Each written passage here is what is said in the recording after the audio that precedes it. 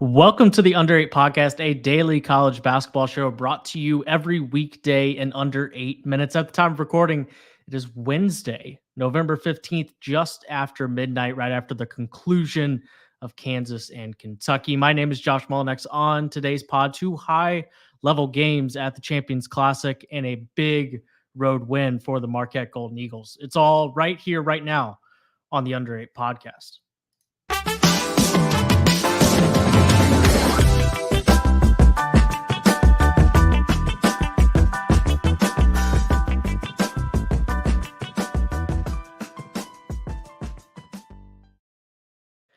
Josh Doering is here with me. Josh, it was a very good night of hoops in Chicago at the Champions Classic. We had two really nice games to get into, starting with the early game.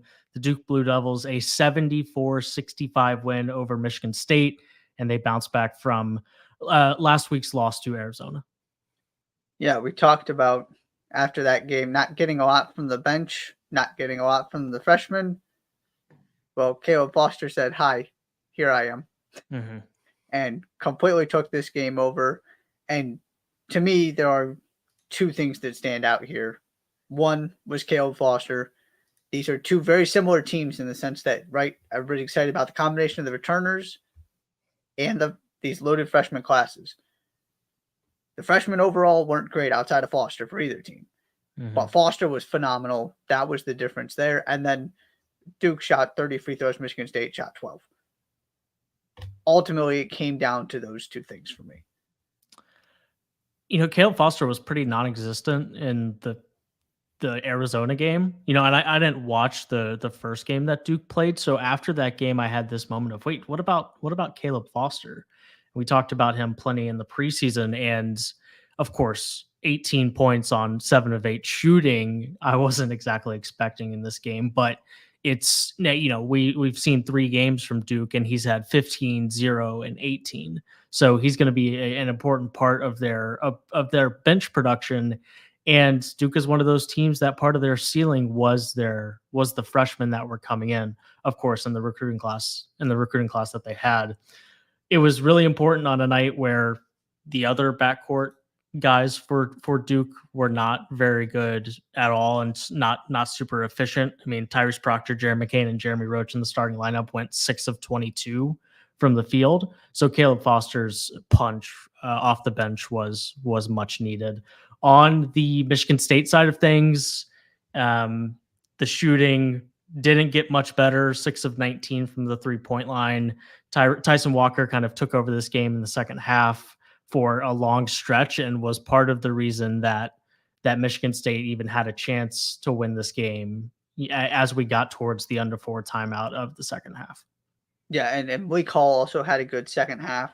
This is pretty simple for me from the Michigan State side. You know what Tyson Walker gives you. You also know that this team isn't great if it's just Tyson Walker. So AJ Hoggard has not had a great start to the year. Or Malik Hall. Somebody has to start delivering. And then the second part of this is this team is getting all of the hype with the assumption that the freshmen are going to play a big role and be a key part of that. The freshmen are not contributing in a major way right now, for the most part, and did not in this game. That's what you're holding on to if you're a Michigan State fan, is that this team, and this is exactly what I expected. Did I think they were going to lose to James Madison? No, although James Madison's a very good team. You should never lose to James Madison at the Breslin Center. Right. That was unexpected. But the idea that it hasn't looked great, I'm not surprised by, because we've talked about this. Last year, repeating last year is not getting this a top 5, making this a top 5 team in the country. Adding what you had last year to an even better Tyson Walker and AJ Hoggard plus the freshman is what gets you to a top 5 team in the country. That's not what they have right now. I don't think it needs to be more complicated than that. The performance for everybody outside Tyson Walker, I'm convinced they would be a bad basketball team if he wasn't on the team right now. And that wasn't the makeup of a team that was supposed to be a top 5 team in the country. The late game in Chicago this evening was maybe the best game of the season thus far. It certainly has has a case. It was an 89-84 win for the Kansas Jayhawks over number 17 Kentucky. There's plenty to talk about in this game. Kentucky's toughness, their 3-point shooting in the first half, kind of bouncing back when they did get a shot from Kansas, or just the fact that Kansas had the best player on the floor and Kentucky didn't really have anything that they could do with them. Yeah, and ultimately, there is only so much you can do when your 3 7-footers are not able to participate. Right. Which is where to me, you got to take the positives from Kentucky and not worry about this. The ball movement, particularly in the first half, and a lot of those threes were coming off of really good passes. Rob Dillingham starts hitting threes. Antonio Reeves knocks down some threes. Now, he didn't have an efficient game. He just took a bunch of shots. But he made some threes in the first half, and they had it.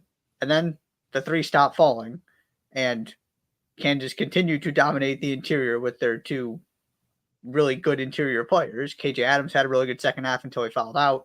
Mm-hmm.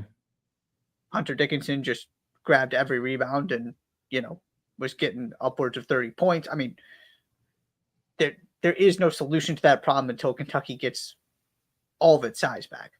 But outside of the fact that Rob Dillingham and Reed Sheppard made some really bad decisions at the end of the game in those final possessions, and Kentucky looked like a team that hasn't been there before because, generally speaking, they haven't, you've got to feel really good about how this looked. I was impressed.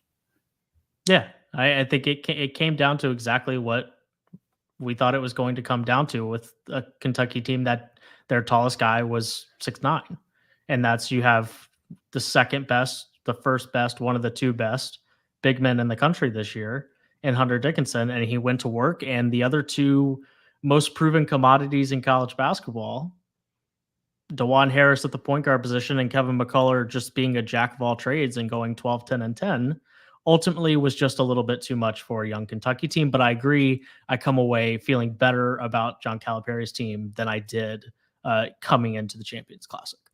And DeJuan Harris had some uncharacteristic mistakes, but then also hit every three-pointer he took.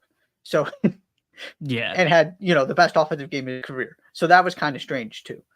But the fact that you hung in there with the bigs doing what they did, McCullough doing what he did, and Harris doing what he did, again, that's a real positive.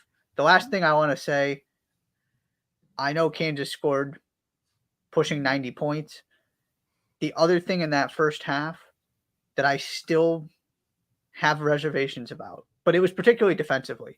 There were a couple occasions where Dickinson went to double somebody and just didn't get there fast enough.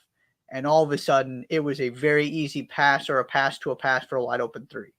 I am still not in love with this too big lineup, and I'm still not convinced it's the best version of this team. But it was enough on this night, and obviously the size it in a game, this is the one to do it in because the other team did not have any of it.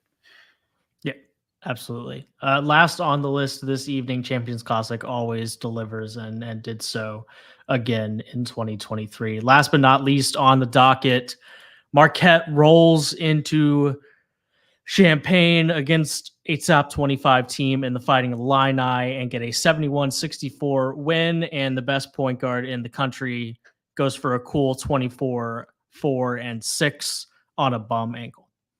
Yeah. You wouldn't have known it watching him play. I mean, He carved him up. He was fantastic.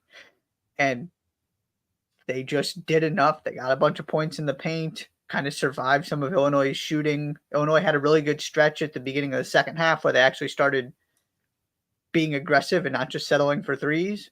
And then it stopped. And all of a sudden it went from Marquette having a comfortable lead to the game being very, very close to Marquette having a comfortable lead again. I don't think it needs to be more complicated than that.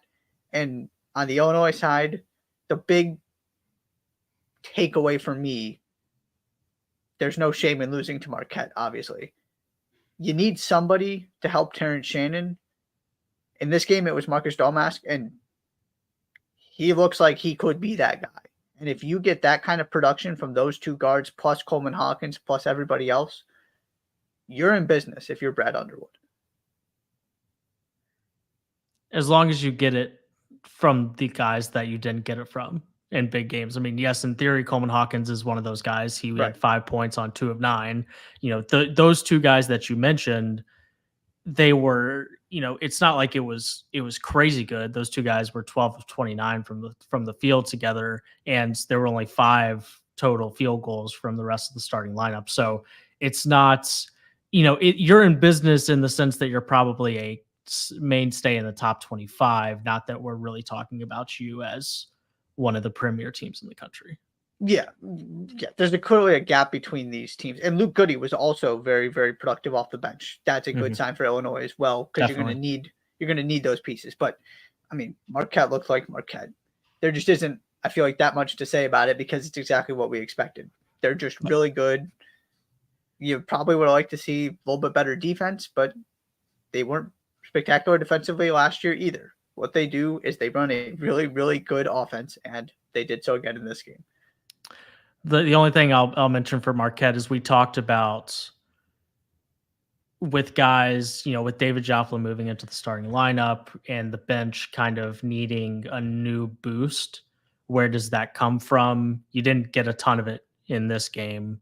You got 10 total points from the bench, which isn't horrible, but it's not great, and it'll be something to monitor as we go deeper in the season with Marquette.